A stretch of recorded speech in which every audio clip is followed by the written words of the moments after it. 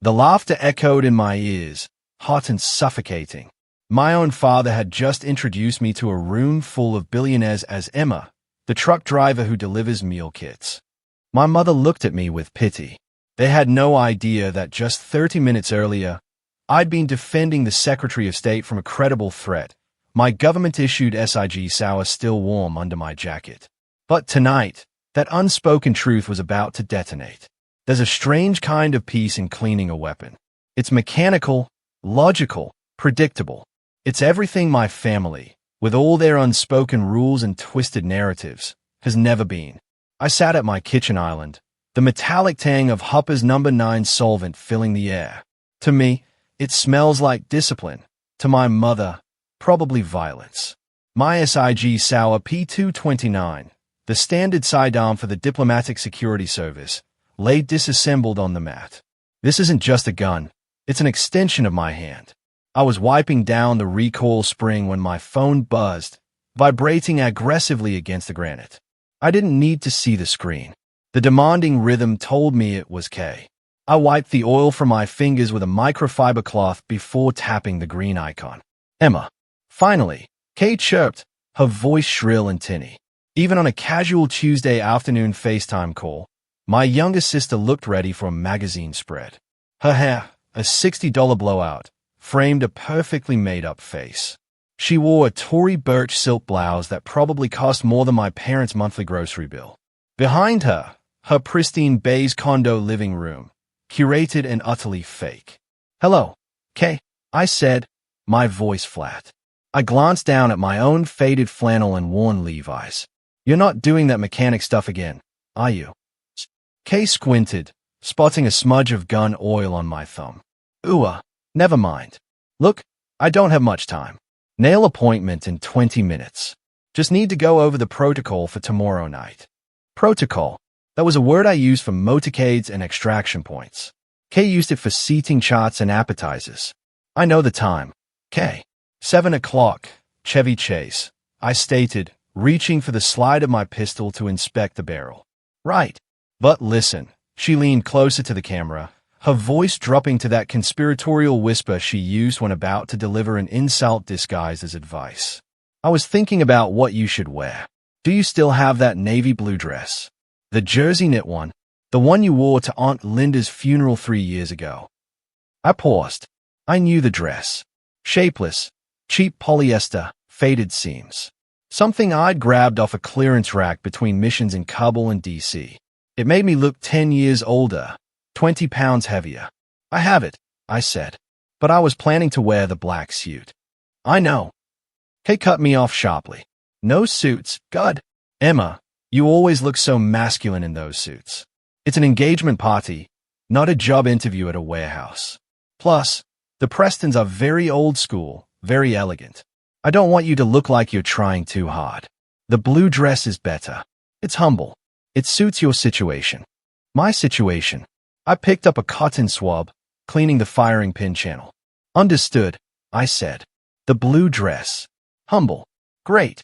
She beamed, a flash of whitened teeth. Oh, and the truck. The monster.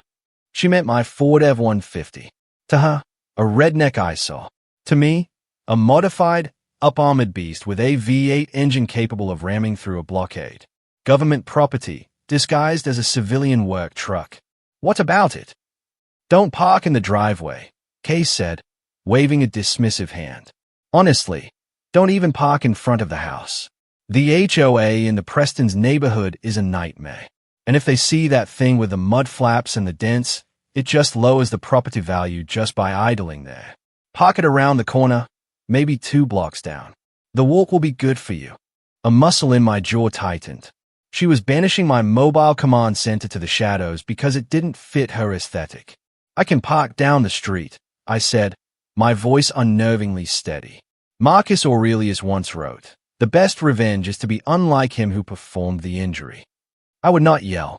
I would not argue. I would endure. Perfect.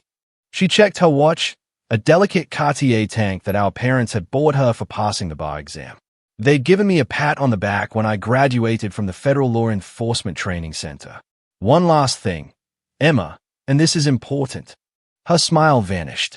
When people ask, and they will ask, because they are polite, about what you do.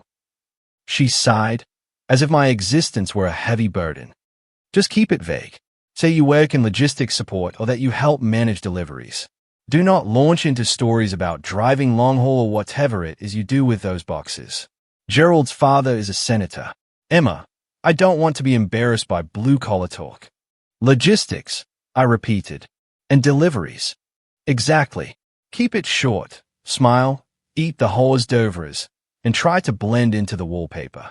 Okay, I have to run. Love you. The screen went black before I could say goodbye. I sat in the silence of my kitchen. That love you echoed in the empty room, as hollow as a spent shell casing. Slowly, methodically, I reassembled the SIG sour. Slide, spring, guide rod, frame, click, snap. The weapon was whole again, cold, heavy, ready.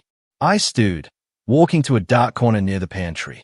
Hanging there, slightly crooked, was a dusty wooden plaque with a brass plate. U.S. Department of State, Diplomatic Security Service, Award for Valor, presented to Special Agent Emma Cooper for courage under fire during the Benghazi evacuation. I hadn't looked at it in months. My parents never had. My mother once hung a calendar over it, claiming the government seal looked too aggressive. I straightened the frame. Kay wanted me to be small. She needed the sister who drove a beat-up truck and wore cheap polyester. If I was the failure, she was the success. If I was the dark, she was the light. It was the only dynamic my family understood. I could have told her right then, on the phone. I could have told her that logistics meant coordinating the movement of nuclear assets.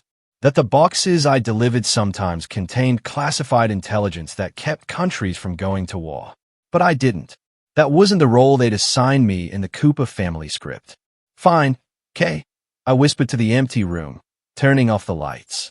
I'll wear the faded dress. I'll park in the dark. I will be your shadow. But shadows have a way of growing when the sun starts to set. There's a verse in the book of Mark I've recited countless times, lying awake in lonely hotel rooms halfway across the world. A prophet is not without honor, but in his own country, and among his own kin, and in his own house. I'm no prophet, but the sentiment holds a heavy, suffocating weight. It explains how I can be trusted with a prime minister's life on Monday, and then be treated like a charity case by my mother on Tuesday. This misunderstanding didn't happen overnight. It wasn't one big lie that exploded. It was a slow, creeping erosion of the truth that started exactly 15 years ago. I remember the day clearly. A crisp Sunday in November. I'd just driven back from Glencoe, Georgia, fresh out of the Federal Law Enforcement Training Center. I was 26, exhausted, but buzzing with an electric pride. I'd earned my badge. I was officially a special agent with the Diplomatic Security Service. I walked into my parents' house, the same suburban house with the manicured lawn and the flag by the porch, bursting with news. My father was in his sanctuary, the living room, sunk deep into his leather recliner. A lukewarm beer on the coaster, his eyes glued to the oversized TV. Sunday night football. The Dallas Cowboys were down by 3. The tension was thicker than the cigar smoke clinging to the curtains. "Dad," I said, standing in front of the TV, blocking the view of the line of scrimmage. I did it. I paused. I'm an agent. He leaned to the left, trying to see around my hip. "Move, Emma. They're in the red zone." "Dad, listen. I got the job. The State Department." He finally muted the TV, but he didn't look me in the eye. He looked at the remote in his hand. "State Department. That's government, right? Federal." "Yes." I beamed, reaching into my pocket for the leather wallet with a gold badge. "It's federal law enforcement. I'll be protecting." "Does it have dental?" he interrupted, taking a sip of his beer. "And the pension? Is it the first system? You stick with that for 20 years, Emma, and you'll be set. Good benefits. Safe. Boring, but safe." He didn't want to hear about the tactical driving course I'd aced. He didn't care about the firearms training or counterterrorism. To him, I'd landed a desk job at the DMV that just happened to come with a good 401k. "It's not boring, Dad. It's dangerous." "I'm an agent." I tried to correct him. From the kitchen, Kay walked in. She was 24, just starting law school, already perfecting that shack-like smile. She saw the badge in my hand and didn't even blink. An agent. Kay laughed, popping a grape into her mouth. Like 007. Please, Emma, you barely passed gym class in high school. Daddy, she said, sitting on the arm of his chair. She's basically a security guard for the embassies, you know, checking IDs, opening gates for the ambassadors, like a glorified doorman. I'm not a doorman. I snapped. I protect diplomats. Right. Kay dismissed me with a wave of her hand. You run errands for them. You make sure their dry cleaning is safe. It's logistics support staff. Dad unmuted the TV. The crowd roared. Touchdown. Well, Dad grunted, eyes back on the screen. Just make sure you sign up for the life insurance. Can't be too careful if you're driving around DC traffic. That was the moment the seed was planted. Over the next decade and a half, Kay watered that seed with envy and malicious precision.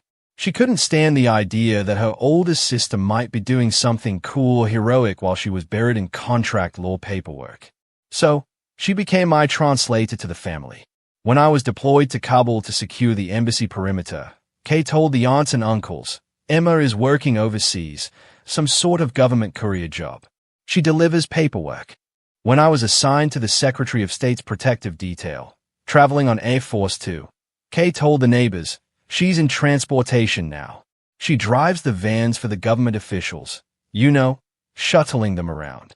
Eventually, as the game of telephone warped the truth, driving the vans became driving a truck, and delivering sensitive documents became delivering packages.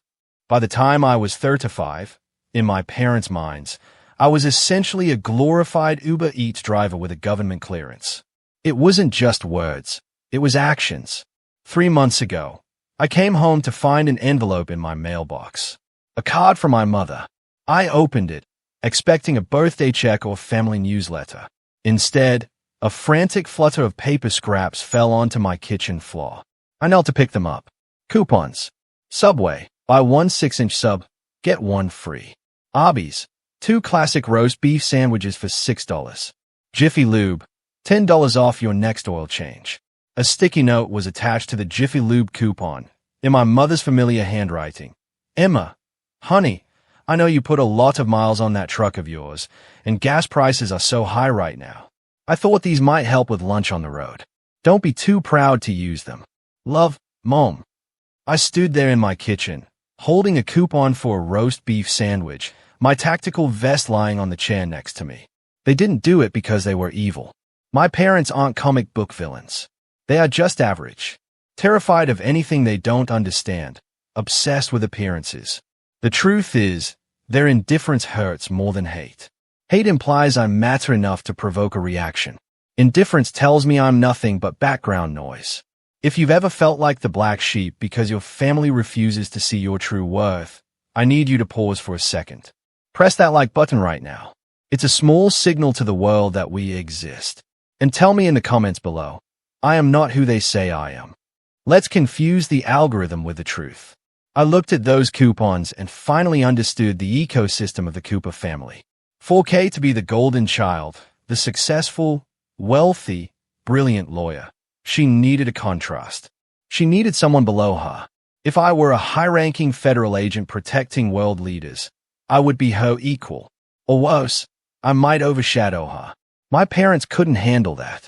They needed the narrative to be simple. Kay is the success. Emma is the struggle. That order kept them safe. That order kept them comfortable. They believe I am a failure, I said to the empty air of my apartment, crumpling the Arby's coupon in my fist. Because believing I am a failure makes them feel successful. So I let them believe it. I let them have their comfort. I let them have their small, tidy little lies. But tomorrow, the lies were going to collide with my reality. Because while they thought I was driving a delivery truck, I was preparing to command a motorcade that would shut down the entire Capital Beltway. And God help anyone who stood in my way. At 0500 hours, the tarmac at Dulles International Airport is a desolate, wind-swept expanse of gray concrete. The air smells of burnt jet fuel and freezing rain. It's a smell that triggers a specific physiological response in me. My heart rate slows, pupils dilate. The world narrows into a grid of potential threats. I stood by the rear door of the armored SUV, my delivery truck, as my family calls it. But this morning, it wasn't carrying boxes. It was part of a three-vehicle convoy waiting to receive a high-value asset. A foreign witness, vital to a federal trafficking case, was stepping off a C-30 transport plane. Perimeter is tight. Cooper. Martinez, one of the Marines from the embassy security detail, crackled in my earpiece. We have eyes on all exits. I tapped my comms. Copy that. Keep the engine running. We moved the second, feet hit the ground. The aircraft ramp lowered with a mechanical whine. A gust of wind whipped my short hair across my face, but I didn't flinch. 6 Marines in full combat gear flanked the witness, moving with a synchronized, lethal grace you only see in men who have trusted each other with their lives. As they approached my vehicle, the lead Marine, a sergeant major with a jaw like granite, stopped in front of me. He didn't smile. He didn't need to.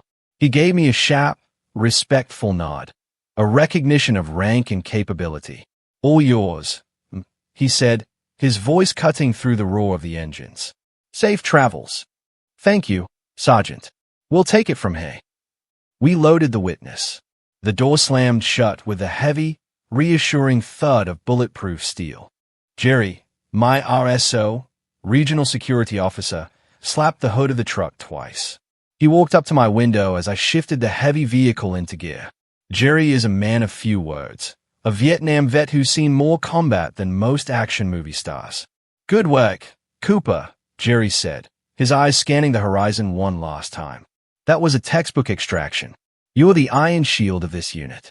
I don't know what we'd do without you. The iron shield. A warmth spread through my chest that had nothing to do with the car heater. Respect. Competence. Purpose. In this world, on this tarmac, I was essential. I was powerful. I guided the convoy out of the secure zone, watching the sunrise bleed orange over the Virginia skyline. My job was done. The adrenaline receded, leaving behind the dull ache in my lower back from wearing a 20-pound tactical vest for 6 hours.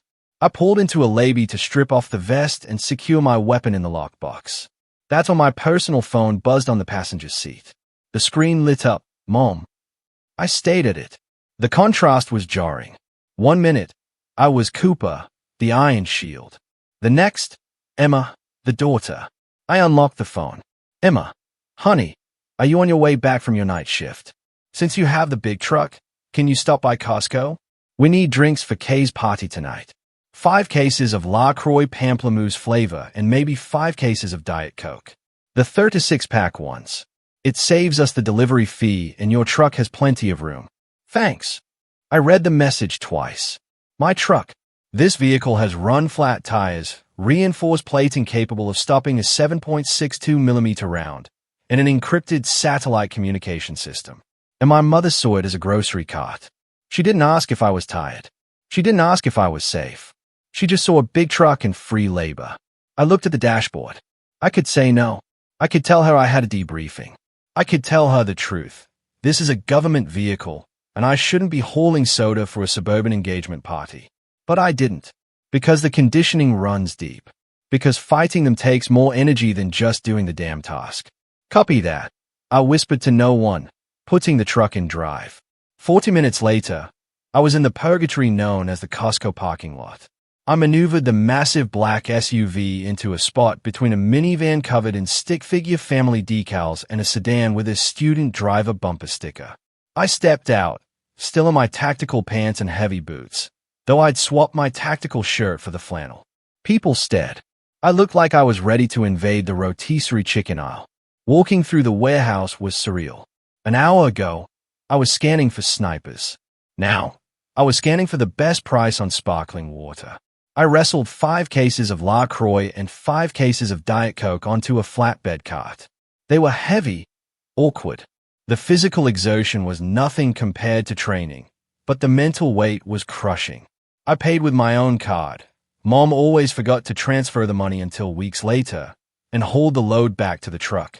By the time I pulled up to Kay's condo complex, the sun was high and bright. It was a nice place. Gated, manicured hedges, The kind of place where people called the police if a car was parked on the street for too long. I backed into the driveway and texted Kay, "I'm here." The front door opened. Kay stood there, wrapped in a silk robe, holding her hands up in the air like a surgeon scrubbing in. "Oh, thank God," she called out, not stepping a foot outside. I just put on my second coat of polish. Ballet slippers pink. I literally can't touch anything for 20 minutes. I got out of the truck. The heat radiating off the asphalt hit me. "Where do you want these?" I asked, grabbing the first 2 cases of soda. My biceps strained against the flannel. "Just bring them into the living room," she directed, waving a wet fingernail toward the open door. "Stack them in the corner by the bar cart. But be careful." I walked past her, carrying 50 pounds of carbonated water. I smelled the chemical tang of acetone and expensive perfume, replacing the jet fuel in my nose. "Careful!" Kay shrieked as I stepped into the entryway. "I just had the hardwood floors refinished last week. Do not drag those boxes, Emma. Lift them.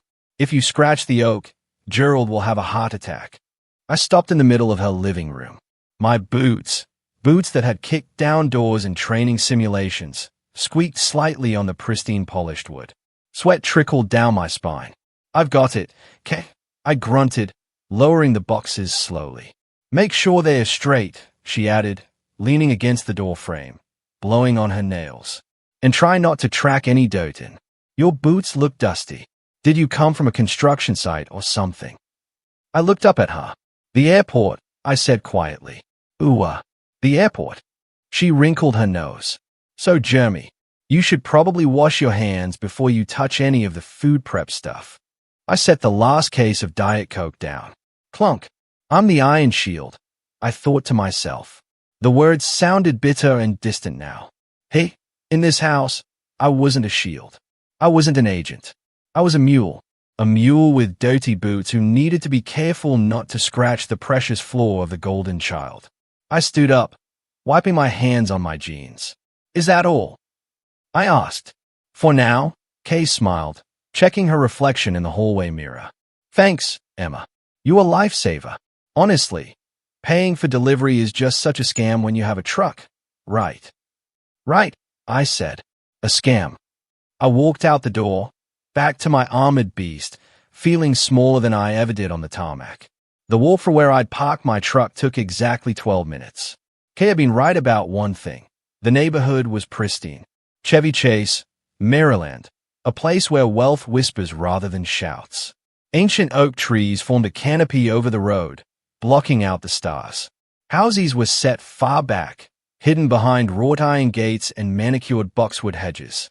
I walked along the sidewalk, the heels of my old shoes clicking unevenly on the pavement. The navy blue polyester dress Kay had insisted I wear felt heavy and suffocating, clinging to me in all the wrong places, making me feel less like a woman and more like an improperly wrapped package. As I rounded the corner onto the Whitley estate, the neighborhood silence was replaced by the low hum of a social event in full swing. The driveway was a parking lot of European engineering. 3 black Range Rovers, 2 Mercedes S-Class sedans, a Tesla Model X with its Falcon doors open. Valet attendants in red vests moved with the efficiency of a pit crew, whisking cars away so guests wouldn't have to walk more than 10 feet. I, of course, had walked 6 blocks. I approached the main entrance. The house was a massive brick colonial revival, illuminated by tasteful landscape lighting that made the red bricks glow like embers. A man in a black suit stood at the base of the front steps, holding a clipboard and a worn earpiece. Private security, probably ex-police, judging by the way he stood, hands clasped in front of his belt buckle. As I stepped onto the slate walkway, he moved 1 step to the left, just enough to block my path. "Excuse me, miss," he said, polite but with hard eyes. He scanned me, the frizzy hair from the humidity, the cheap dress, the scuffed shoes. He didn't see a guest. He saw a problem. "The service entrance is around the side." He pointed a thumb toward a dark path lined with garbage cans. "Catering staff needs to check in with the house manager at the kitchen door." I stopped. My hand instinctively twitched toward my hip, where my badge usually rested. But tonight there was no badge, just polyester. "I'm not with the catering staff," I said, keeping my voice level. He raised an eyebrow, looked at his clipboard, then back at me. He clearly didn't believe me. This is a private event, miss. The guest list is strictly enforced. I know, I said. I'm Emma Cooper, the bride's sister. He paused, running his finger down the names, taking his sweet time, as if expecting to find me on a band list rather than the family section. Cooper, he muttered. He found it. He looked disappointed. Right, go on in. He stepped aside, but he didn't apologize. He just watched me walk up the steps, his gaze lingering on the back of my dress. I could feel the judgment burning a hole between my shoulder blades. Inside, the air changed. It was cooler, conditioned to a perfect 68 degrees, and it smelled of money. A specific scent. Expensive beeswax polish, fresh hydrangeas, Joe Malone diffusers. A live jazz band played in the corner of the grand foyer, the saxophone filling the space with low, sultry notes. Waiters in white tuxedo jackets weaved through the crowd, carrying silver trays of raw oysters and crystal flutes of champagne. I stood in the entryway for a moment, letting my eyes adjust. It was a tactical habit. Scan the room, identify exits, identify threats. The threat level here was 0 physically, but psychologically, it was catastrophic. Everyone looked airbrushed. Women in silk and cashmere, their jewelry understated but clearly insured for millions. Men in bespoke suits that fit like second skins. And then there was me, a blue smudge in a room of golden cream. Emma. The voice cut through the jazz. It was Kay, standing near the fireplace, holding a glass of white wine. She looked stunning, I had to admit. Her dress was a shimmering silver sheath that caught the light with every movement. She waved me over, her smile tight and frantic. I took a breath and walked into the fray. Into the lion's den. You made it, Kay hissed as I got close, leaning in to kiss my cheek so she wouldn't smudge her lipstick. And you wore the dress. Good. You blend in. I didn't blend in. I stood out like a sore thumb, and she knew it. Come on, she said, gripping my elbow with surprising force. Gerald and Patricia are asking about you. Don't be weird. She steered me toward a couple by the floor-to-ceiling windows. Gerald Whitley looked exactly like his pictures in the business journals. Tall, broad-shouldered, silver hair, a face permanently flushed from good scotch and high blood pressure. Beside him was Patricia. Patricia Whitley was terrifying. Petite, but she took up all the oxygen in the room. She wore a cream-colored Chanel suit and a single strand of pearls large enough to be choking hazards. Her hair was a helmet of blonde perfection. Mom, Dad, Kay said, her voice dropping an octave to sound more demure. This is my sister, the one I told you about, Emma. Patricia turned. Then came the scan. I've been scanned by retinal readers at CIA headquarters. I've been patted down by airport security in war zones. Nothing felt as invasive as Patricia Whitley's eyes. She started at my hair. Her gaze moved down to the collar of my dress, noting the fraying stitching. She looked at my hands. No manicure, short nails, a small callus on my thumb from gun safety. She looked at my hips, then my legs, and then she stopped at my feet. I was wearing a pair of black pumps I'd bought at DSW 5 years ago. The leather on the left toe was scuffed from driving. The heel on the right was slightly worn down. Patricia stayed at that scuff mark for 3 seconds. In those 3 seconds, she calculated my entire net worth, my education level, my social standing. The result was deficient. She looked back up at my face. Her expression hadn't changed, but the warmth in her eyes had dropped to absolute zero. Emma, Patricia said. Her voice was like dry ice. We've heard so much about you. It's nice to meet you, Mrs. Whitley, I said, extending my hand. She looked at my hand for a split second before taking it. Her handshake was limp, like she was afraid she might catch something. Kay tells us you're quite the traveler, Gerald boomed, trying to fill the silence.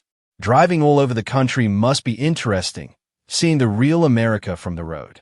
He spoke loudly, as if I were hard of hearing or slow to understand. It has its moments, I said neutrally. Emma is very free-spirited, Kay interjected quickly, resting her head on Gerald's shoulder in a show of daughterly affection. She doesn't like the corporate grind like we do. She prefers the open road. No bosses, no deadlines, no structure. Just her and the boxes. No structure. I almost laughed. My life was defined by the strictest structure on the planet. Chain of command, rules of engagement, federal law. Is that so? Patricia asked, tilting her head. A small, pitying smile played on her lips. I suppose that must be freeing. Not everyone is cut out for ambition. I suppose some people are just happier living simply. Exactly, Kay said, squeezing Gerald's arm. Emma is all about the simple life. I stood there, surrounded by millionaires, holding a glass of water. I didn't want to listen to them rewrite my life into a tragedy of wasted potential. Well, Gerald said, clapping his hands together. The world needs people to move things around, doesn't it? Essential services and all that. Indeed, Patricia murmured, turning her attention back to a waiter passing with a tray of caviar blinis. Someone has to do it. They turned away from me. The conversation effectively over. I'd been assessed, categorized as the help, and dismissed. I stood alone in the middle of the room, clutching my purse against the cheap polyester of my dress. My gun, usually a comforting weight against my ribs, was miles away in the lockbox of my truck. I felt naked without it. But the night wasn't over. The crowd was growing, and Kay's friends, the sharks in suits, were starting to circle. I could feel their eyes on me, sensing the weakness, smelling the blood in the water. The circle formed around me before I could escape. It was a predatory formation, one I had seen wolves use in nature documentaries. But hey, the predators wore Brooks Brothers suits and held tumblers of single malt scotch. These were Kay's friends, the DC up-and-comers, corporate lawyers, lobbyists, junior partners who measured their self-worth in billable hours and the horsepower of their leased BMWs. So, you're the sister, said a man who introduced himself as Brad, leaning against a marble pillar, swirling the ice in his glass. He had the kind of face that had never known a day of hardship, smooth, tanned, and smug. Kay says you're in distribution. Something like that, I said, gripping my glass of sparkling water. I work in secure logistics. Logistics, Brad repeated, chuckling as he glanced at his friends. That's a fancy word for it. My cousin tells girls is in petroleum transfer engineering when he pumps gas in New Jersey. The group erupted in laughter, a sharp, performative sound. No, but seriously, another guy chimed in, loosening his tie. It's the gig economy, right? Everyone's doing it. Freedom. Be your own boss. I respect the hustle. He didn't respect the hustle. His tone dripped with sarcasm. I'm curious, though, Brad continued, taking a step closer, invading my personal space. When you're driving those trucks, do you get to keep the stuff that people don't pick up? Like, if someone orders a meal kit and isn't home, do you just take it? Must save a fortune on groceries. Yeah, a woman in a red dress giggled. Do you eat the leftovers? Is that a perk of the job? My hand tightened around my glass, the crystal digging into my palm. I thought about the cargo I had transported that morning, a witness who had seen a cartel execution. If I had kept him, it would be kidnapping. The cargo I transport is strictly monitored, I said, my voice low. And it's not food. Sure, Brad winked. Whatever you say. Hey, does Uber Eats have a dental plan yet? Or is that still just a dream? More laughter. I felt the heat rising up my neck, not from shame, but from a dark, simmering rage. I could dismantle Brad in 3 seconds. A strike to the solar plexus, a sweep of the leg. He'd be on the floor gasping for air before his expensive scotch hit the rug. But I couldn't. I was in the blue polyester dress. I was Emma, the failure. Actually, a voice boomed from behind me. It was my father. For a split second, a foolish, childish part of me thought he was coming to save me, to tell these entitled brats to back off, to say, my daughter serves her country. I turned to look at him. He was holding a glass of red wine, his face flushed with the excitement of being near the elites. She's just stubborn, my father said, shaking his head with a theatrical sigh. He looked at Brad, desperate for approval, desperate to be part of the joke. We tried, didn't we, honey? He gestured to my mother, who was hovering nearby. We told her to go back to school, community college, get a nursing degree, something stable. But no, Emma likes to drive. She likes looking at the scenery. My stomach dropped. He wasn't saving me. He was selling me out. He was using my humiliation as currency to buy his way into their conversation. Community college is a great option, the woman in red said, her voice dripping with false sympathy. It's very accessible. She wouldn't listen. My father continued, avoiding my eyes. Always had to do things the hard way. That's Emma for you. A bit of a rough diamond. Very rough. Dad, I said, the word coming out like a warning. What? He looked at me, feigning innocence. I'm just telling them the truth. You could have been a paralegal like Kay suggested. Air conditioning, a desk. But you prefer the open road. He made it sound like I was a hobo jumping on freight trains. My work requires a level of focus and judgment that most people wouldn't understand, I said, looking directly at Brad. My voice was steady, cutting through the laughter like a knife. One mistake in my line of work doesn't result in a paperwork error. It results in catastrophe. The circle went quiet for a beat. My tone had shifted. The delivery girl had just spoken with the authority of a field commander. Brad blinked, looking unsure for a moment, but the tension was broken by a heavy hand landing on my shoulder. It was Gerald Whitley, the patriarch. He squeezed my shoulder, not affectionately, but with a weight of ownership. He smiled down at me, his eyes crinkling with what looked like kindness, but felt like pity. Now, Gerald boomed, his voice rich and baritone, silencing the group. Let's not give Emma a hard time. He looked around the circle, playing the role of the benevolent king defending his peasant. Society needs people like Emma, Gerald said, giving my shoulder another patronizing pat. Think about it. Without people willing to do the heavy lifting, the driving, the serving, how would we function? We wouldn't have our packages. We wouldn't have our dinners delivered warm. He looked at me, his eyes locking onto mine. It is a noble service, my dear, he said, speaking slowly, enunciating every word as if I were a child or mentally slow. Knowing your place in the ecosystem is a virtue. Not everyone is meant to lead. Not everyone is meant to create policy or build empires. Some people are the hands and feet, and we thank you for that. Really, it's a worthy contribution. The room seemed to tilt. Knowing your place. He wasn't defending me. He was defining me. He was putting me in a box, a small, labeled box at the bottom of his pyramid.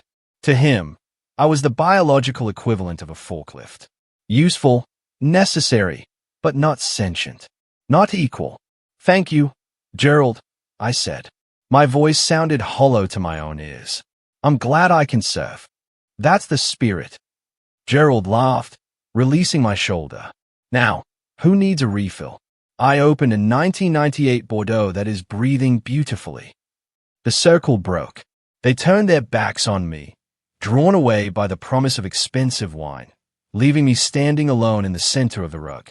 I stared at their backs, the tailored suits, the silk dresses, the confident posture of people who have never had to check under their car for an IED. My phone, tucked into the small clutch purse I was holding, began to vibrate against my palm. It was a long, sustained vibration. Not a text. A call. I looked down at the screen. It wasn't my mother. It wasn't Kay. The screen flashed red. Incoming secure call. Central command. I took a deep breath. The air in the room suddenly felt thin and stale. The humiliation that had been burning my skin seconds ago evaporated, replaced by the icy clarity of duty. The delivery girl was about to clock out. The agent was clocking in. The phone in my hand felt radioactive. The screen pulsed red, a silent siren in the middle of the polite, murmuring crowd. Incoming secure call. Central command. I didn't answer it immediately. Protocol dictated I move to a secure perimeter. I turned on my heel, ignoring the confused look from the waiter holding a tray of empty champagne flutes, and stepped quickly into the hallway. The heavy oak doors muffled the sound of the jazz band, but the silence out here was deafening. I swiped the screen. Cooper, I said, my voice dropping an octave. The submissive sister was gone. Code red, Cooper. I repeat, code red. It was Jerry. His voice was tight, clipped, fighting against a background of chaotic radio chatter. We have a situation. The secretary's motorcade has been boxed in on Rockville Pike, 2 miles south of your location. Local PD is overwhelmed. We have a credible threat of an ambush. The lead vehicle is disabled. My blood ran cold. Rockville Pike at this hour. It was a parking lot of commuters. A sitting duck scenario. Secretary Thomas, the man who held the nuclear codes for diplomatic relations, was trapped in a metal box, surrounded by potential hostiles. Status of the asset? I asked, my eyes scanning the hallway for cameras. Asset is secure for now, but exposure is high. We need an extraction route and immediate fire support. You are the closest unit.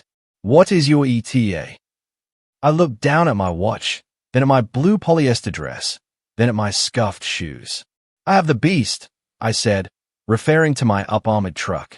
I can be there in 4 minutes if I jump the median. Do it. Jerry barked. Get him out of there, Emma. Bring him to the safe house. You are authorized to use lethal force. Go. The line went dead. 4 minutes. I shoved the phone back into my clutch. My heart hammered against my ribs, a steady, rhythmic thud. Thump, thump, thump, thump. It wasn't fair. It was fuel. I needed to leave. Now. I turned back toward the main party room. The quickest way to the front door was through the crowd. I didn't have time to skirt around to the service entrance. I pushed open the double doors. The room had quieted down. Gerald Whitley stood by the fireplace, tapping a spoon against his crystal glass. Clink, clink, clink. He was preparing to make a toast. The guests froze in place, turning their attention to the patriarch. I moved. I didn't walk. I cut through the room with a stride too long, too purposeful for a party guest. I wasn't weaving through people. I was calculating trajectories. Excuse me, I muttered, brushing past Kay's friend Brad, nearly knocking the scotch out of his hand.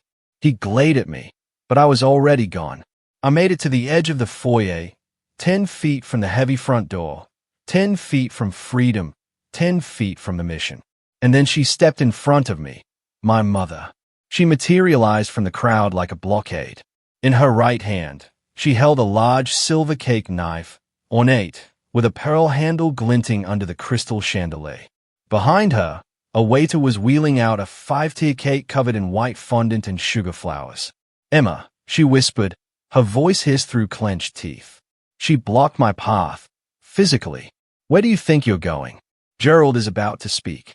I have to leave, Mom, I said. I didn't stop moving until I was inches from her face. Right now. Emergency. She didn't step aside. Instead, she raised the knife slightly, not as a weapon, but as a pointer, gesturing indignantly at the room. Emergency. She scoffed, her eyes darting around to see if anyone was watching us. What kind of emergency, Emma? Did someone order a salad and forget the dressing? Did a box fall off the truck? Mom, move, I said. My tone was icy. It was the voice I used to order civilians to get down during a raid. But she wasn't a civilian. She was my mother, and she was immune to my authority. You are not ruining this, she said, her voice rising. Kay has worked for months on this night. We are about to cut the cake. It's tradition. You cannot leave before the cake is cut. It's social suicide. I don't care about the cake, I said, my patience snapping like a dry twig. I have to go. She stared at me, her face twisting into a mask of incredulity. She looked at my cheap dress, my desperate expression, and then she laughed. A short, cruel sound. You can't wait 10 minutes, she asked loudly. Heads began to turn. Gerald stopped tapping his glass. The room fell into an awkward silence. Is the customer that important? Are they starving? Is the world going to end if someone doesn't get their meal kit on time? I looked at her. I looked at the silver knife in her hand. It was a tool for celebration, for sweetness, and she was using it to cut me open.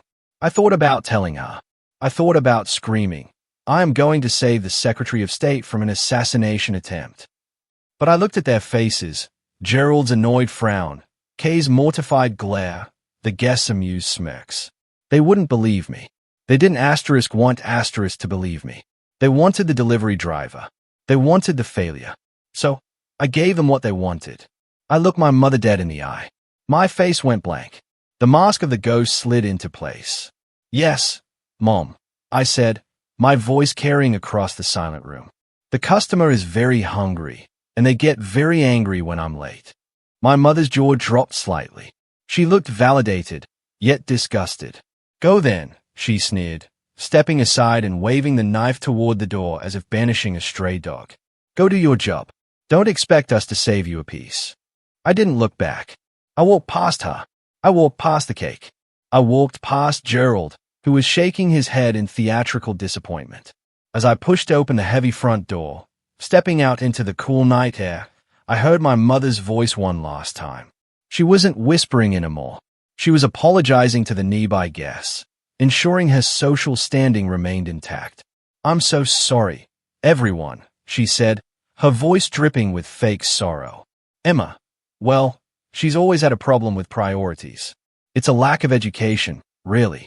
Just very unmannered." Unmannered. The door clicked shut behind me, severing the connection.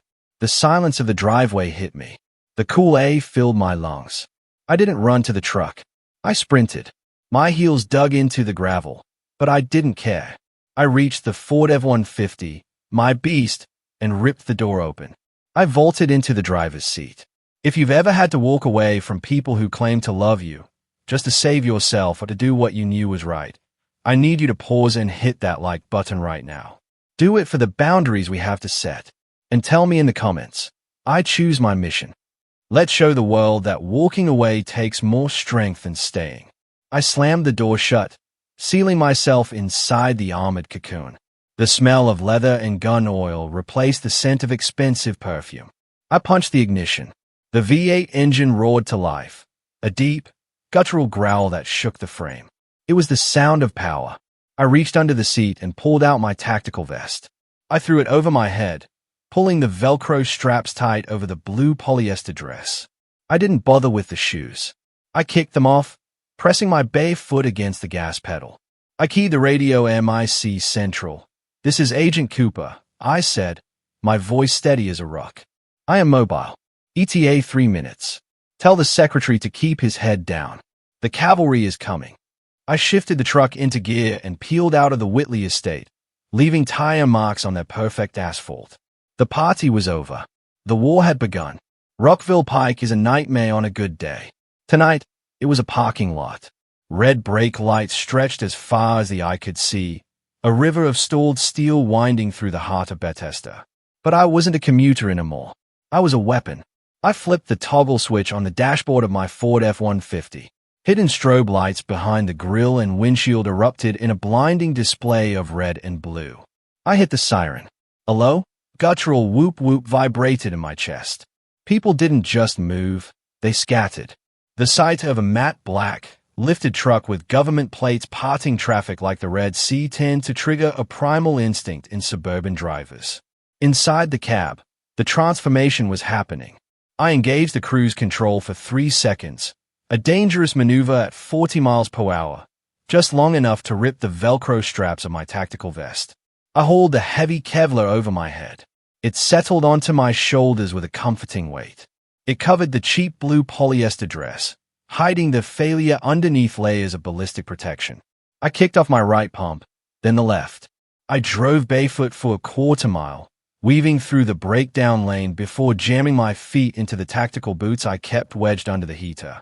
I didn't have time to lace them fully, so I tucked the laces in. Earpiece in, radio on. "Central, I am 1 minute out." I barked into the comms. "Give me a sit rep."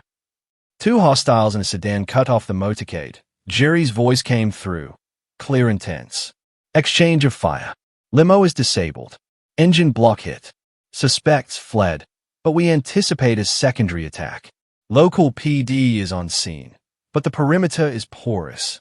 I saw the smoke rising ahead. The intersection near the Naval Medical Center was chaos. A black limousine sat sideways across 2 lanes, steam pouring from its hood. 2 Secret Service SUVs were boxed in around it, forming a defensive wedge.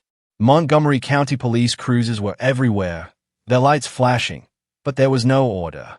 Officers were shouting, pushing back civilians who were filming with their phones. It was a circus. I didn't slow down until the last second. I drove my truck up over the concrete median, shredding the landscape grass, and slammed the brakes right next to the lead police cruiser. I kicked the door open. A young MCPD officer, adrenaline high, hand on his holster, stepped toward me. "Get back in the vehicle. This is a crime scene," he yelled, seeing a woman in a flannel shirt and unlaced boots jumping out of a truck. I didn't stop walking. I reached to my belt, not for a weapon, but for the leather wallet clipped to my waist. I flipped it open. The gold badge of the Diplomatic Security Service caught the strobe lights. "Federal agent," I shouted, my voice cutting through the siren noise. "Stand down, officer." The cop froze. He saw the badge. He saw the vest. He saw the look in my eyes, a look that said I had authority over his entire existence right now. "I need a perimeter established at 100 yards. I ordered, pointing to the intersection. "Push those civilians back. If anyone crosses that line, you detain them. Do you understand?" "Yes, yes." He scrambled to obey, waving his arms at his partner. I moved past him, entering the kill box. The Secret Service agents recognized me immediately. Johnson, the lead on the secretary's detail, lowered his MP5 submachine gun slightly when he saw me. "Cooper," he yelled. "Good to see you. We sitting ducks here." "I have the beast," I said, thumbing back toward my truck. "It's up armored. We extract him now. Get him to the safe house." I moved to the rear door of the damaged limousine. The window was spiderwebbed with impact cracks, bulletproof glass that had done its job, but barely. I tapped the glass 3 times, the signal. The door clicked and pushed open. Secretary of State Thomas sat inside. He was a man of 60, with the weight of American diplomacy on his shoulders. He looked shaken, his tie loosened, holding a secure briefcase against his chest. When he looked up and saw me, his shoulders visibly dropped. The tension left his face. "Agent Cooper," he exhaled, a breathy laugh escaping him. "Thank God. When I heard local support was coming, I was worried. I didn't know it was you." "I was in the neighborhood, Mr. Secretary," I said calmly, extending a hand to help him out. "Let's get you out of this tin can." "I trust you," he said simply. He took my hand. "Think about that. The man who negotiates treaties with hostile nations, the man who advises the president, trusted me with his life. He didn't care about my dress. He didn't care about my bank account. He cared that I was the best." We moved quickly. I shielded his body with mine, guiding him toward my truck. The Marines and Secret Service formed a phalanx around us. I opened the passenger door of my truck. "Get in. Keep your head down. Floorboard is reinforced." As I slammed the door shut, ensuring the third most powerful man in the executive branch was safe, my phone, which I had thrown onto the dashboard, lit up. It was right there at eye level. The screen was bright against the dark interior. A text message from Kay. I shouldn't have looked, but in the split second before I climbed into the driver's seat, my eyes caught the preview. "Kay, you are a disgrace to this family. Mom is crying in the bathroom because of you. Don't bother coming back. We don't want you here." I stayed at the words. Disgrace. Behind me, sirens wailed. Beside me, the Secretary of State was waiting for me to drive him to safety. Around me, federal agents were following my lead. And on that screen, I was a disgrace because I didn't stay to eat cake. The irony was so sharp, it felt like a physical blow. It was absurd. It was tragic. It was hilarious. "Agent Cooper," the secretary asked from the passenger's seat, his voice low. "Is everything all right? We need to move." I looked at the phone one last time. I didn't delete the message. I wanted to keep it. I wanted to remember exactly what they thought of me while I was busy saving the world. I reached out and flipped the phone face down. "Everything is clear, Mr. Secretary," I said, my voice devoid of emotion. "We are moving." I stomped on the gas. The truck surged forward, pushing through the debris, leaving the chaos behind. But we needed a place to go. The safe house in McLean was compromised by the traffic. The embassy was too far. I needed a secure location close by, with high walls and gated access. somewhere off the grid for 20 minutes until the backup team could arrive with the helicopter. I ran the mental map of Chevy Chase. There was only one place that fit the criteria. I gripped the steering wheel tight. Fate, it seemed, had a very twisted sense of humor tonight. Central, I radioed in. I'm diverting to a temporary secure location. Mark my coordinates. I turned the wheel hard to the left. We were going back to the party. Mr. Secretary, I said, keeping my eyes on the rearview mirror where the smoke from his disabled limousine was still rising into the night sky. We can't wait here on the shoulder. The extraction team is 10 minutes out, and this position is compromised. We need hard cover now. Secretary Thomas looked out the window at the gridlock traffic of Rockville Pike. He was calm, but I saw his hand tightening on the handle of his secure briefcase. Where do you suggest, Agent Cooper? My sisters-in-laws, I said, the words tasting like ash in my mouth. The Whitley estate. It's 3 minutes from here. High brick walls, gated access, minimal sight lines from the street. It's the only viable safe house in this sector. He looked at me, then at my tactical vest, then at the determined set of my jaw. Do it, he said. I spun the steering wheel hard to the left. The Ford F-150's tires screeched as I jumped the curb, bypassing a stalled intersection. 3 minutes later, I was barreling down the tree-lined streets of Chevy Chase again. I didn't slow down for the gate this time. It was open. Guests were leaving early, likely due to the disturbance I had caused earlier. I drove the massive truck right up the center of the driveway, ignoring the frantic ways of the valet staff. I slammed on the brakes directly in front of the main entrance, parking diagonally across the steps. My truck blocked a Bentley and a Porsche, boxing them in. Stay here, I instructed the secretary. Keep your head down. Give me 30 seconds to clear the room and secure the perimeter. Copy that, he nodded. I unlocked the door and stepped out. The air was still cool, smelling of expensive cologne and exhaust fumes. I placed my hand on the grip of my SIG Sauer P229, now openly holstered on my hip, and marched up the stairs. I didn't knock. I placed my boot against the heavy oak door and shoved it open. It swung inward with a heavy thud, crashing against the interior wall. The sound silenced the room instantly. The party had thinned out, but the core group was still there. Gerald, Patricia, Kay, my parents, and about 20 close friends were gathered in the foyer, nursing their drinks and dissecting the drama of my earlier exit. When I stepped into the light, I looked like an alien invasion. I was barefoot in tactical boots, wearing a Kevlar vest over a blue polyester dress, with a radio cord running up my neck and a federal firearm on my hip. But they didn't see an agent. They didn't see the gun. They were so blinded by their own narrative that they only saw the delivery girl who had ruined their night. Kay was the first to react.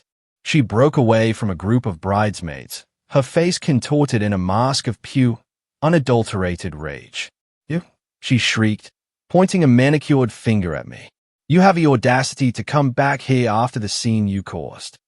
She marched toward me, stopping only because I held up a hand in a halt gesture. Kay, step back, I said. My voice projected with command authority. I need everyone to clear this room immediately. This is a matter of national security. National security. Kay laughed, a high-pitched, hysterical sound. Oh my God, you are delusional. What? Did you forget your cooler? Did you forget a receipt for the soda? I am not joking, I said, scanning the upper landing for threats. Clear the room. Get out. Gerald. Whitley roared. The patriarch stepped forward, his face turning a dangerous shade of purple.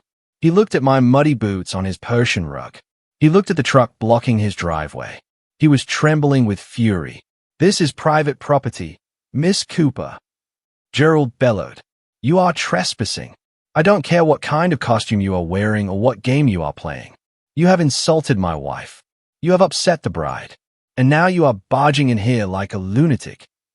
Mr. Whitley, I tried to interject. I am commandeering this location as a temporary. I am calling the police. Gerald interrupted, reaching for his phone. I'm having you arrested. You clearly need mental help. Gerald, please. My mother's voice whined from the back. She pushed her way to the front, dragging my father with her.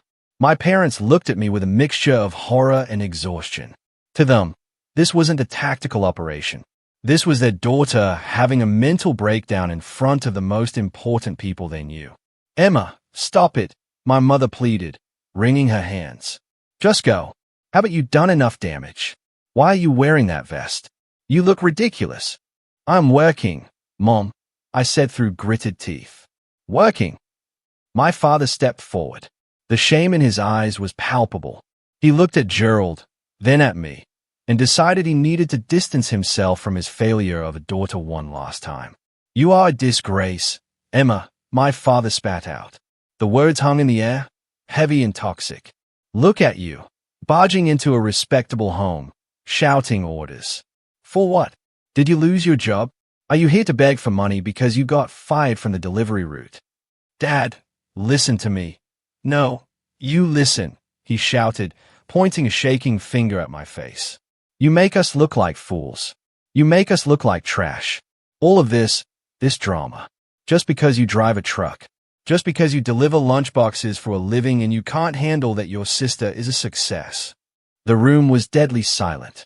The insult echoed off the marble floors. Just because you deliver lunchboxes. It was the trap of contempt. They had built a cage for me out of their own insecurities, and they refused to let me out of it, even when the keys were staring them in the face. I looked at my father.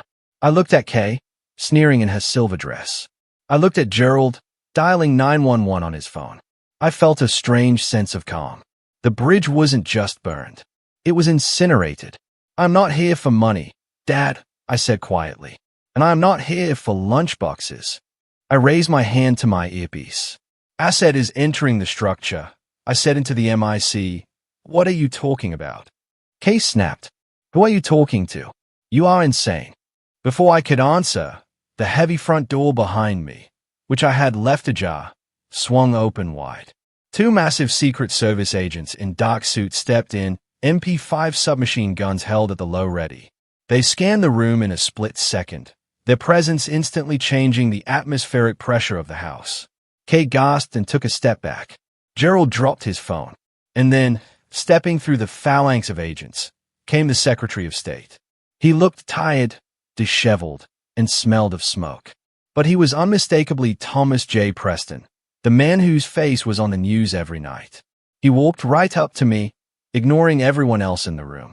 "Agent Cooper," the secretary said, his voice loud and clear in the stunned silence. "Perimeter is secure." I looked at my father, whose mouth was hanging open. I looked at Kay, whose face had gone pale as a ghost. "Perimeter is secure, Mr. Secretary," I said. "Welcome to the safe house." The words hung in the air for exactly 1 second. Then the world turned inside out. The heavy oak front door didn't just open. It was breached. Two large men in dark, ill-fitting suits burst through the gap I had left. They moved with the terrifying speed of a tactical entry team. "Federal agents. Hands. Show us your hands." The shout was deafening, bouncing off the marble floors and high ceilings of the Whitley foyer. The lead agent, a man I knew as Johnson, swept the room with the muzzle of his MP5 submachine gun. He wasn't aiming at anyone specific, but the threat was universal. "Make a hole. Clear the center." Johnson barked. Panic is a funny thing. It strips away the veneer of civilization instantly. The wealthy guests, CEOs, lawyers, socialites, didn't argue about property rights anymore. They scrambled. They dropped their crystal glasses. They backed up against the silk wallpapered walls, hands trembling in the air, terrified that this was a robbery or raid. Gerald Whitley, who seconds ago had been threatening to have me arrested, stumbled backward, knocking over a pedestal table. His face went from purple to chalk white. What is this?" he stammered, holding his hands up, palms open. I didn't move.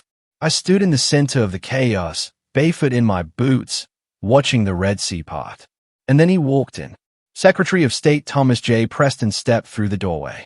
He looked exactly like he did on CNN, only realer.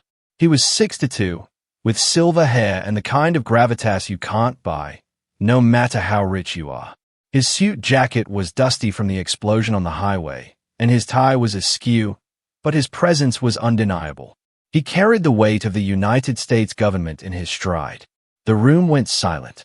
A vacuum-sealed silence. Gerald Whitley froze. He blinked. He squinted. He was a man who donated heavily to political campaigns. He knew faces. He knew power. He looked at the man standing in his hallway. He looked at the Secret Service detail flanking him. Mr. Secretary, Gerald whispered. The arrogance drained out of him like water from a broken dam. Gerald was holding a glass of 1998 Bordeaux in his right hand. As the realization hit his brain that the third most powerful man in America was standing in his foyer, his fingers simply stopped working. Smash! The crystal goblet hit the pristine white Persian rug. The sound was like a gunshot in the silence. The dark red wine exploded outward, staining the white wool like a fresh crime scene. Gerald didn't even look down. He couldn't take his eyes off the secretary. Secretary Thomas didn't look at Gerald. He didn't look at Kay, who stood with her mouth open, her face a mask of confusion and horror. He didn't look at my parents, who were pressed against the wall like frightened children. He walked straight to me. He stopped 2 feet away. He looked at my Kevlar vest, my radio coil, the sweat on my forehead. Then, in front of everyone, he reached out and placed a firm, fatherly hand on my shoulder. It was a gesture of immense respect. "Cooper," the secretary said, his voice warm, tired, but loud enough for the back row to hear. "You did it again. That was a hell of a call on the extraction route. If we had stayed on the pike for 2 more minutes, well, I don't think we'd be having this conversation." "Just doing the job, sir," I said, keeping my posture rigid. The safe house was the only viable option. "The safe house," he chuckled, glancing around the opulent foyer. "It's certainly comfortable. Better than the embassy bunker." He squeezed my shoulder one last time, a signal of camaraderie that no amount of money could buy, and turned to face the room. He locked eyes with Gerald Whitley. Gerald looked like he was about to faint. He tried to speak, but only a squeak came out. "Mr. Whitley, I presume?" Secretary Thomas asked, stepping forward with his hand extended. The Secret Service agents lowered their weapons slightly, but kept their eyes scanning the guests. "Yeah," Gerald managed to choke out. "Yes, Mr. Secretary. I am honored. I didn't. We didn't. I must apologize for the intrusion," the secretary said, shaking Gerald's limp hand. "My motorcade was ambushed on Rockville Pike. We took heavy fire. My lead vehicle was disabled." Gasps rippled through the room. Ambush. Heavy fire. These were words from the news, not words for a Chevy Chase cocktail party. "It was a critical situation," the secretary continued, his voice smooth and diplomatic. "Fortunately, my lead security element took decisive action. She commandeered your residence as a temporary hardened location until the support team arrives." He turned back and gestured to me with an open palm. "You should be incredibly proud, Mr. Whitley," the secretary said, smiling at the room. "I was told this is your daughter-in-law's sister. It is rare to see such instinct in the field." He looked at my parents. My father was leaning against the wall, his face gray. My mother was staring at the gun on my hip, as if it were a venomous snake. "Agent Emma Cooper is one of the finest assets the Diplomatic Security Service has," the secretary announced. He wasn't just talking, he was testifying. A GS-15 senior special agent. Do you know how few people reach that rank at her age? She runs my protection detail. She coordinates logistics for nuclear summits. She is quite literally the reason I get home to my wife at night. GS-15 senior special agent. Nuclear summits. The words hit the room like mortar shells. I watched Kay. Her eyes flicked from the secretary to me. I saw her brain trying to process the data, the delivery driver, the boxes, the logistics. "Logistics," Kay whispered, the words slipping out of her mouth like a curse. "Yes, logistics," the secretary nodded, hearing her. "Secure logistics, the most complex kind. Cooper here moves mountains so we can do our jobs." He turned back to Gerald, who was staring at the red stain on his rug, then at me. He looked at me with new eyes. He saw the vest not as a costume, but as armor. He saw the delivery truck outside, not as an eyesore, but as a tank. "We had no idea," Gerald stammered. "Emma, never. She never said she wouldn't," the secretary said, his tone sharpening just a fraction. She's a professional. Silent professionals don't brag. They just serve. He looked at me again. I owe you a drink when this is over. Cooper. Maybe something better than the water you were drinking earlier. I'll take a rain check, sir, I said. Chopper is 3 minutes out. We need to move you to the landing zone in the back garden. Lead the way, agent, he said. I looked at my family one last time. My mother was crying, not the fake social tears she used for effect. These were real tears of shock and humiliation. She realized that the rude daughter she had chased away with a cake knife had just brought the U.S. government into her living room. My father couldn't meet my gaze. He looked at the floor. And Kay looked small in her shimmering silver dress, surrounded by her expensive things. She looked insignificant. Her success as a corporate lawyer felt like a child's game compared to the reality that had just walked through her door. Emma, Kay started, her voice trembling. I didn't answer. I didn't smile. I didn't gloat. I just tapped my earpiece. Johnson, take point, I ordered. Secure the back garden. We are moving the asset. Copy that, boss, Johnson replied, loud and clear. Boss. I turned my back on them. I turned my back on the spilled wine, the shocked faces, and the years of being the failure. I walked the Secretary of State through the kitchen, where I had been told to use the service entrance just an hour ago. But this time, I wasn't carrying soda. I was carrying the weight of the world, and I had never felt lighter. The extraction was textbook perfect. Within 12 minutes, a secondary convoy of black SUVs had swarmed the driveway of the Whitley estate. A distinct rhythmic thumping filled the air as a medevac helicopter loitered overhead, its searchlight cutting through the darkness of the Chevy Chase night. I stood by the open door of the lead vehicle, watching Secretary Thomas climb inside. Before the door closed, he looked back at me one last time and gave a sharp salute. Get some rest, Cooper, he said. That's an order. Yes, sir, I replied, returning the salute. The heavy door slammed shut. The convoy peeled out, tires crunching over the gravel, red and blue lights reflecting off the terrified faces of the neighbors who had gathered at their windows. And then, silence returned. It wasn't the polite, murmuring silence of a cocktail party. It was the heavy, suffocating silence of a courtroom after a guilty verdict has been read. I stood alone on the driveway, the adrenaline beginning to drain from my system, leaving behind a cold, crystal-clear clarity. I turned around. They were all standing there by the front steps, my parents, Kay, Gerald, and Patricia. They looked like statues in a museum of regrets. Gerald Whitley was the first to move. The bluster, the arrogance, the booming voice of the patriarch, it was all gone. In its place was the trembling anxiety of a man who realized he had just threatened a federal officer with arrest in front of a bus. He walked toward me, his hands clasped together as if in prayer. He didn't look at my face. He looked at the badge on my belt. Miss Cooper. Ah, madam, Gerald stammered. He actually used the word madam. I want to offer my sincerest apologies. Truly, there was a terrible misunderstanding tonight. He reached out a hand, then pulled it back, unsure if he was allowed to touch me. We had no idea of your position, he continued, wiping sweat from his forehead with a silk handkerchief.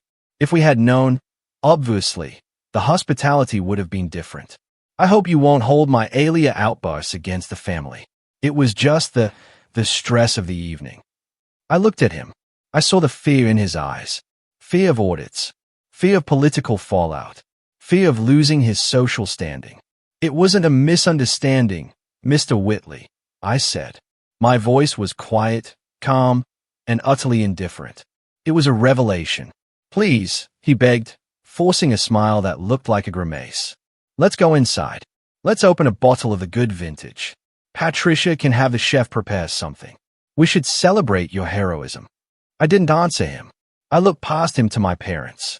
My mother was dabbing her eyes with a cocktail napkin. My father was staring at his shoes, unable to lift his head. Why didn't you say anything? My mother choked out, her voice shrill with accusation and embarrassment. Emma, why? We thought you were struggling. We sent you coupons. We worried about you. She looked up at me, her eyes pleading for me to accept her narrative, to accept that her cruelty was actually misguided love. "We just wanted you to be safe," she sobbed.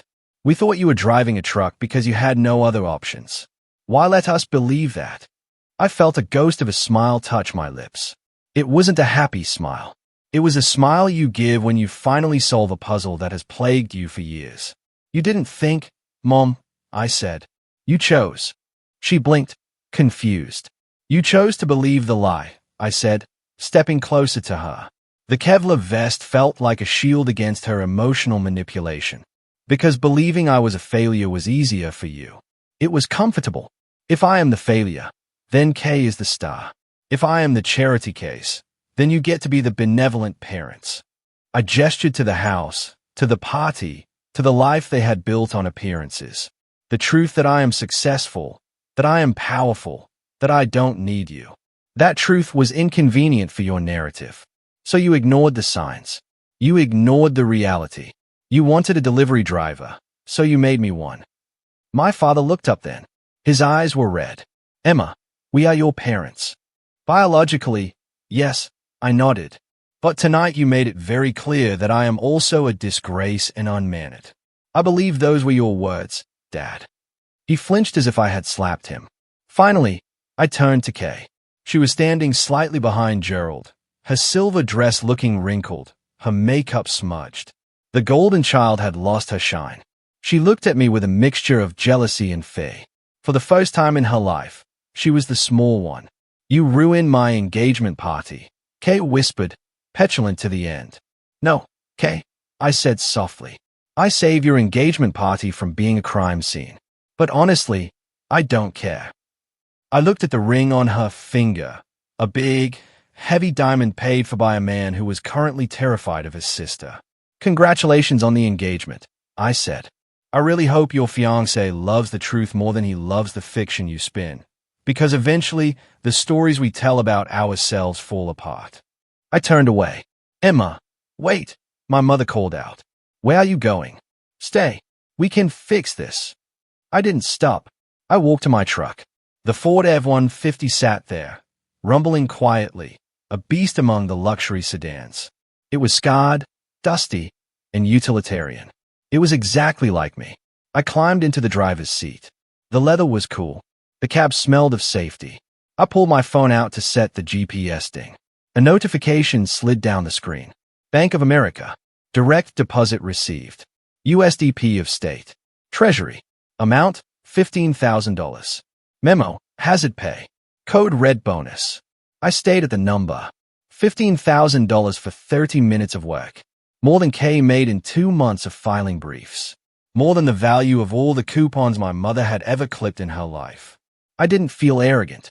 I didn't feel the need to run back inside and show them the screen. The validation didn't come from them anymore. It came from the work. It came from the mission. It came from me. I connected my phone to the Bluetooth speakers. I scrolled through my playlist until I found the only song that fit the moment. The opening piano chords of Frank Sinatra's My Way filled the cabin. And now the end is near. And so I faced the final curtain. I looked in the rearview mirror one last time. I saw them standing there, a huddled group of people shrinking in the distance, trapped in their golden cage of expectations and lies. I put the truck in gear. I've lived a life that's full. I traveled each and every highway. I pressed the gas. The truck surged forward, leaving the Whitley estate behind. I drove through the open gate, past the oak trees, and turned onto the main road. The highway stretched out before me, empty and dark, illuminated only by my headlights. But in the distance, on the horizon, the faintest hint of dawn was breaking. I wasn't their daughter anymore. I wasn't the sister. I wasn't the delivery girl. I rolled down the window, letting the cold wind hit my face, washing away the scent of stale perfume and old regrets. I was Agent Emma Cooper, and I had a long drive ahead. I did it my way. If there is one truth I want you to take from my story, it is this: you cannot force people to respect you, especially when their disrespect serves their own ego. For years, I tried to shrink myself to fit into my family's small box. But I learned that a diamond doesn't stop having value just because it's hidden in the dark. The most expensive currency you can ever pay is your own peace of mind, just to make others comfortable. Stop explaining yourself to people who are committed to misunderstanding you. Your worth is not defined by their validation. Sometimes the bravest thing you can do is simply walk away and succeed in silence. Have you ever been in a situation where your family just refused to see you for who you truly are? How did you handle it? Tell me what you think in the comments below. I really want to know.